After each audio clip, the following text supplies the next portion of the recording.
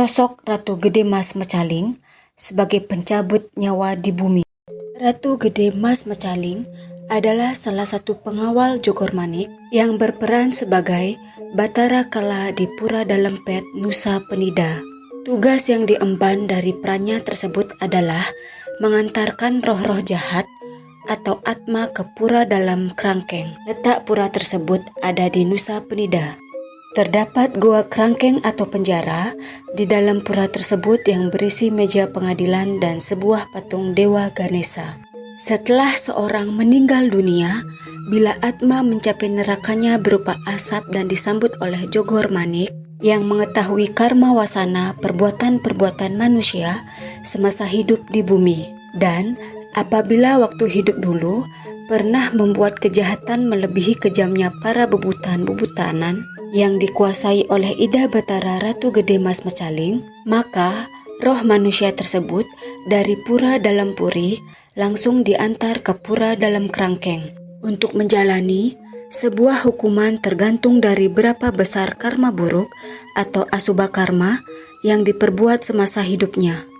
Ratu Gede Mas Mecaling tersebut keturunan Dukuh Jumpungan dan Nipuri yang tiada lain bentuk wujud manusia dari Dewa Siwa dan Dewi Durga. Ayahnya bernama Pangeran Renggan dan ibunya Nimrahim. Dari perkawinan Pangeran Renggan dengan Nimrahim, lahirlah dua orang anak, satu laki-laki, yang satunya adalah perempuan. Yang laki-laki bernama Pangeran Igede Mecaling dan yang perempuan diberi nama Nitole. Nitole kemudian menjadi permaisuri dalam sawang yang menjadi raja di Nusa Penida. Kemudian Pangeran Igede Mecaling menjadi raja setelah Dalam Sawang wafat karena berperang dengan Dalam Dukut. Pangeran Igede Mecaling sangat senang melakukan tapa brata yoga semedi di Ped. Pemujaan ditunjukkan kepada Ida Batara Siwa karena ketaatan beliau melakukan yoga semedi membuat hati Ida Batara Siwa tersentuh, sehingga Ida Batara Siwa bersedia turun dari swarga loka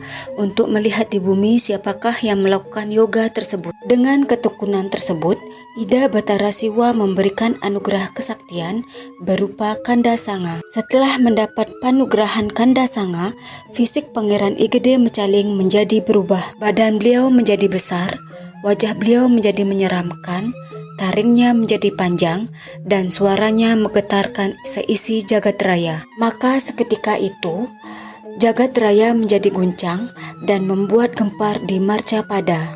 Para dewa pun ikut menjadi bingung karena tidak ada satu orang pun yang bisa menandingi kesaktian Pangeran Igede Mecaling. Kesaktiannya yang bersumber dari kedua taring beliau yang telah diberi anugerah oleh Ida Batara Siwa. Selain dari taring, beliau juga memiliki kesaktian catur sakti. Akhirnya, turunlah Ida Batara Indra untuk berusaha memotong taring Pangeran Igede Mecaling. Setelah taring Pangeran Igede Mecaling berhasil dipotong, barulah beliau berhenti menggemparkan seisi jagat raya. Lantas, Pangeran Igede Mecaling kembali melakukan tapa brata yoga semedi yang pemujaannya ditujukan kepada Ida Batara Rudra. Lalu, Ida Batara Rudra pun berkenan turun ke bumi untuk memberikan panugrahan kepada Pangeran Igede Mecaling berupa panca taksu. Dengan demikian, Pangeran Igede Mecaling memimpin semua wong samar dan babutan-babutanan yang ada di bumi. Sebagai pengabih utama Ida Batara Durga Dewi, beliau diberi wewenang oleh Ida Batara Durga Dewi untuk mencabut nyawa manusia yang ada di bumi.